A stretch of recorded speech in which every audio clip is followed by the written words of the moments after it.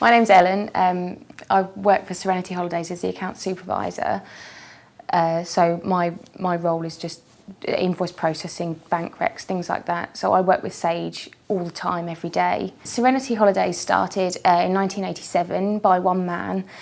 We started selling seats on a flight to Gambia, got some hotel contracts and gone from there really. And we've become the leading tour operator to Gambia. We have a big resort office out there. We have major contracts with all the hotels, flights twice a week, charter flights twice a week.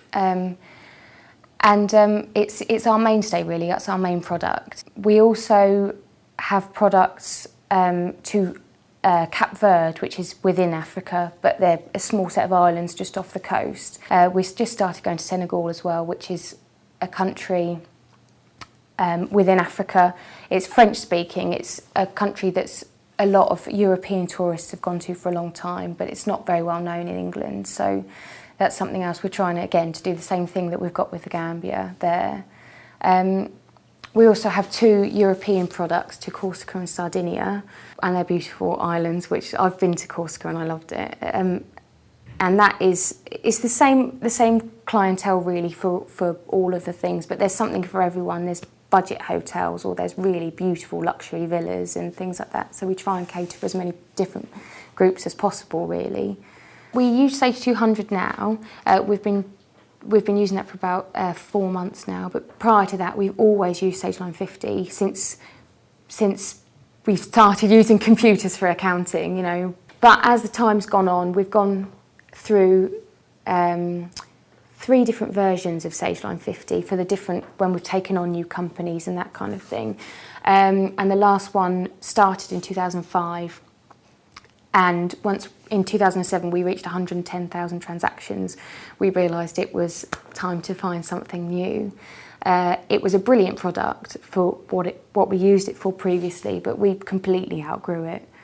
So we had to go on to something new. We looked at various different products. When we decided that we were going to have to upgrade, we thought maybe this is the time to change. You know, we didn't know what was out there. We've been using the same thing for 15 years, so we took it as an opportunity to find out what we could do. We were really limited in our thoughts of what we wanted our accounting system to do, and we decided that this was the time to see what other people could do for us. We looked at various different systems. The main other one we considered was Access, but it was instantly discounted on price. It was just one of those right time, right place moments. Something came through the post from Pythagoras about Sage 200, about an open day. We went, and it went from there really. It was an ideal product for us. It worked the same way as Sage 950. It was familiar to look at, which is important when you're changing systems, you're training users and things like that. It's important that they've got a comfort barrier of knowing the icons are the same and that kind of thing. But it did absolutely everything else we needed to do. There was no time constraints, there was no user constraints. It was ideal for us, absolutely ideal. And from that moment on, we knew that was the system we were going to go for. The implementation process, the data extraction and the import and all of that kind of thing was really smooth. It was exactly what we needed. Sage 200 has been fundamental to us. It's enabled us to be a lot more specific in our reporting, which has enabled us to know where we need to cut costs or where we need to improve and things like that. So for the time we're in at the moment, it's been fundamental to us. It saved us time and stuff in a lot of ways. Specifically to me, the thing that used to take my time was loading up bank recs in Sage 950 used to take 40 minutes for some reason. Now it's instant, and that actually, it genuinely saves me an hour a day just in that.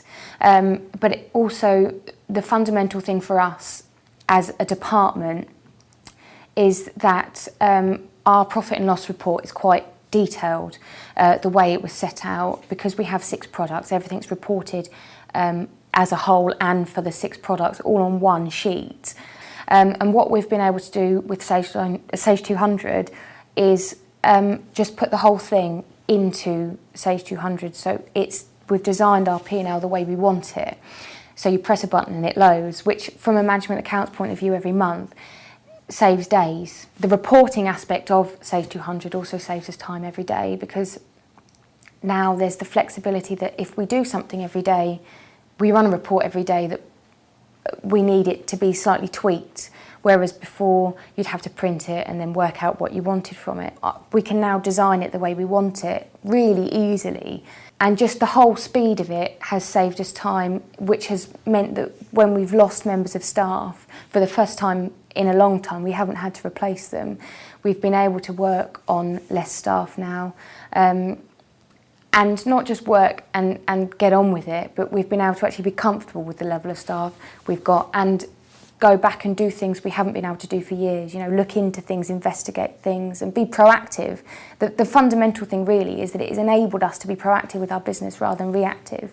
And the other fundamental thing to the whole system was the Sage 200 integration with other products. So we don't have a customer base on Sage, it's all based in our reservation system tour centre. So all we need from that is the daily banking basically, which of a day could be 50, 60 entries, which ordinarily I would have to manually implement, enter them into Sage, which is time consuming and is way open to human error. So what Pythagoras did for us was designed an interface with our tour centre system, which just pulls that information through every day.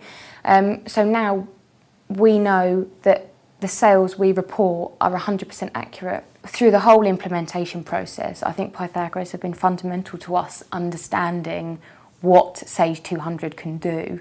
As I said before, we really were very close-minded about what we could get from it. As far as we were concerned, you put your figures in, it stored them, but you had to work out what you wanted from it afterwards.